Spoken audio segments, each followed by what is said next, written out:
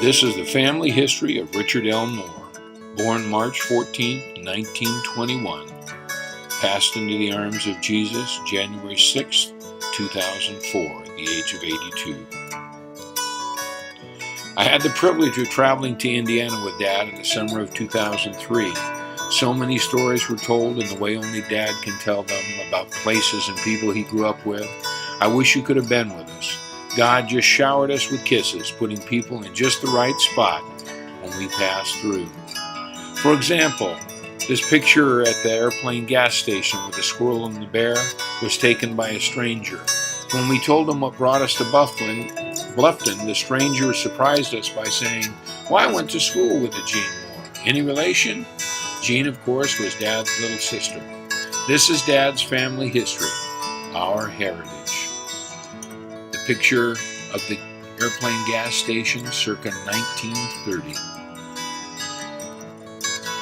Great-great-grandpa Edmund Howard, born September 7, 1819, was the father of Emily, and he was a young pastor, Dad said, down on the Ohio River, living about like little Abner, where you weren't a man until you turned 21. When it was time to get married, Great-grandpa asked a friend of his to perform the ceremony. The young friend replied, "Well, I'm not a pastor, and I don't know the words to say." Grandpa Howard responded, "You're as much a man of God as I am. I'll tell you the words, and you say them, and we'll be married." Then he walked to his bride's house, picked her up in a wheelbarrow because the ground was too muddy for her to walk through in her wedding dress, and they got married. Later in his life, Great-grandpa Howard was also the teacher of famed mathematician Enoch Scheitz, 1846 to 1883, who in turn was the teacher of John J. Pershing, hero of the Mexican-American War. We're only separated by 7 degrees, some people say. March 9, 1916, Pancho Villa raided Columbus, New Mexico. Within days, Pershing is sent with a force of nearly 10,000 soldiers to pursue the bandit. John, Marion, and Emily Howard Moore, parents of Howard Moore, father of Richard L. Moore, father of Richard Lee Moore. Family pictures circa 1910. Simon, Jess, Howard, Isaac Pearl, Clarence, Will, Margaret, John, Nora, Carl in the middle, Emily, and Grace.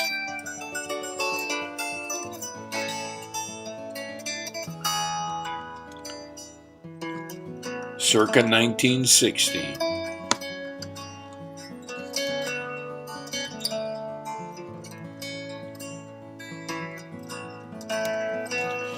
Marion John Moore's family on the farm. Don't you just love the glamour pose with the hands on the bonnet? Truth be known, it was just a windy day. Grandma Minnie Moore, born November 7th, 1893, died December 11th, 1967, was the wife of Howard, grandmother of Judy, Tony, and Dickie. Minnie's mother died when she was just 5 years old, and her father, her heartsick father, left her at her Uncle Furbidae's to be raised. Her daddy also died shortly thereafter.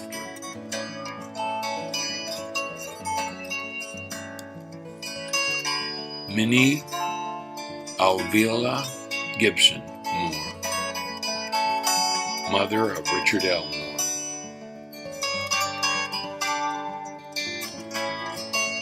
The boys, Carl, Howard, Clarence, Jess, Simon, Pearl, Will.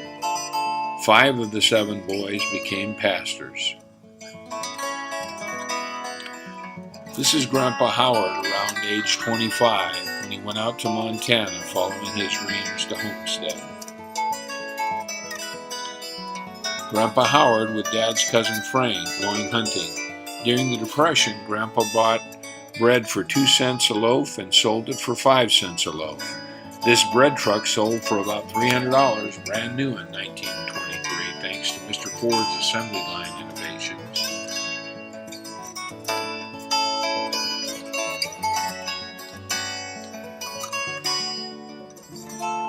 circa 1942.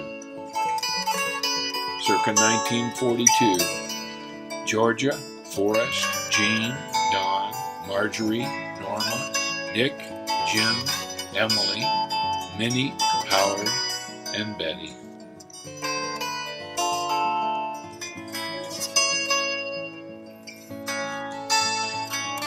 Marjorie, with a long hair, and Betty at the Barger house where Betty was born in circa 1931.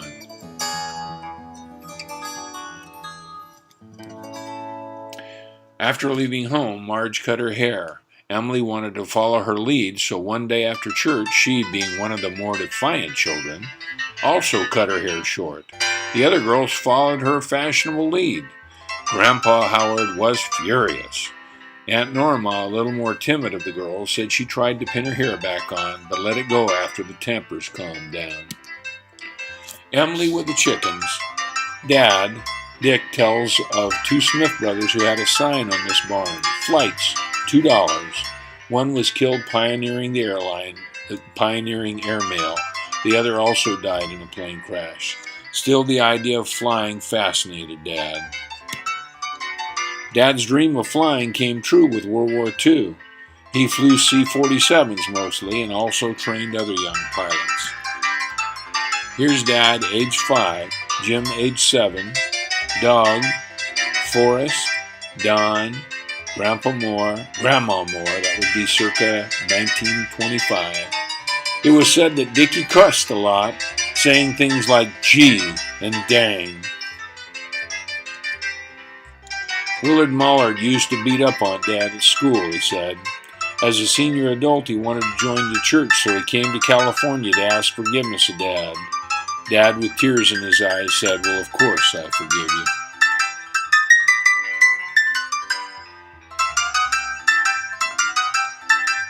This is Uncle Jim, Dad, Forrest, Don, Betty, Jean, and of course the bunny.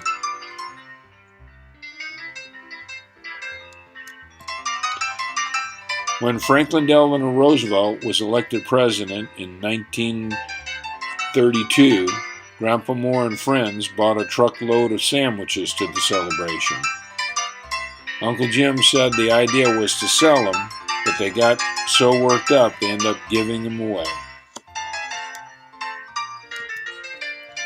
The girls pulled Uncle Jim, about age 5 or 6, up in this barn with a hay lift and twisted the rope to spin him around 20 feet off the ground. Then they just let go. When asked if there was any hay on the floor to break his fall, Dad said, "About enough to feed a cow." Fortunately, Uncle Jim didn't let go. Dad, 2nd grade, and Uncle Jim, 4th, went to this school. Grandma Minnie Moore took them to the school early and showed Jim how to start the fire and clean the school. Jim got $20 a year for it, and he was supposed to buy school clothes for Dad and himself. Uncle Jim says he never saw a cent of it. All that's left of the old schoolhouse. This old hound was named Sooner. Later was their other dog. Once, just for fun, the kids dyed him pink with food coloring. His back was so lumpy with buckshot because the neighbors thought he was another dog who regularly raided their hen house. This is Don, Betty, and Forrest. Don, Betty, Jean, Forrest at the Bluffton house, circa 1939. This is the Bluffton house, 2004. Betty, Don, and Jean ready for church. Betty, Jean, Norma, Emily, Georgia, and Marge, circa 1934.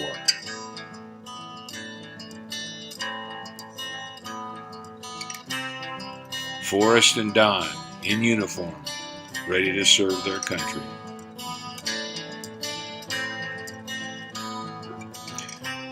Grandpa Minnie and Howard Moore with Marcia, Don, Steve, Dave, Cuba at the Bluffton house.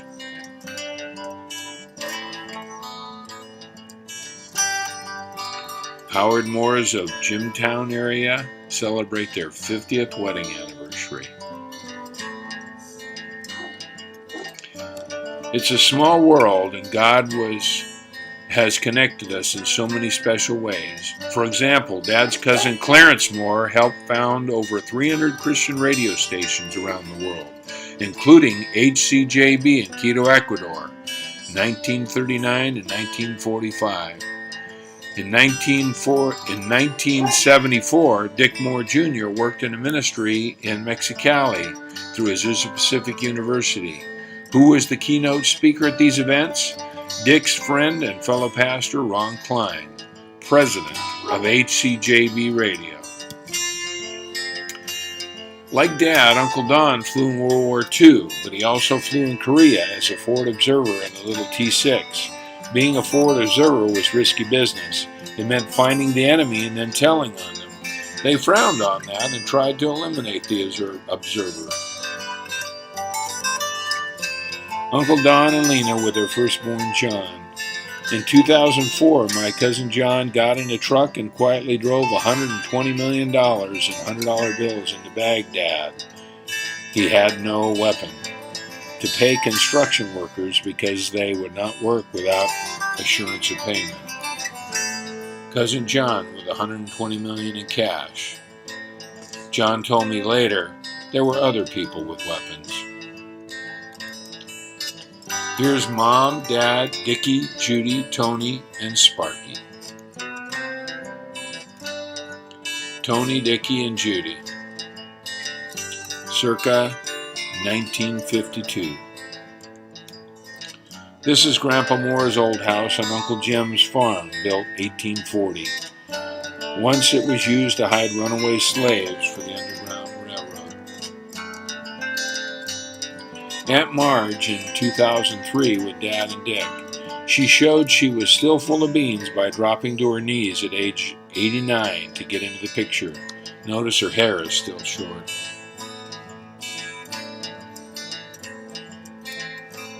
Cousin Sandy got the family together. Aunt Betty, Cousin Darby, Don, Dick, Sandy, Terry, and Dad. Thank you, Sandy. This is the old Quaker church Dad attended as a boy. This is the Furviday farm where Grandma Moore grew up. Dad and Dick Furviday. Here's Aunt Norma and Dad. Aunt Norma with Dad. Dick, Dad with Uncle Jim at this farmhouse in Elkhart, Indiana. Dad, we're so grateful for the life lessons in story form you told us about family and friends during your growing up years. Thank you for passing on such a rich heritage. We miss you.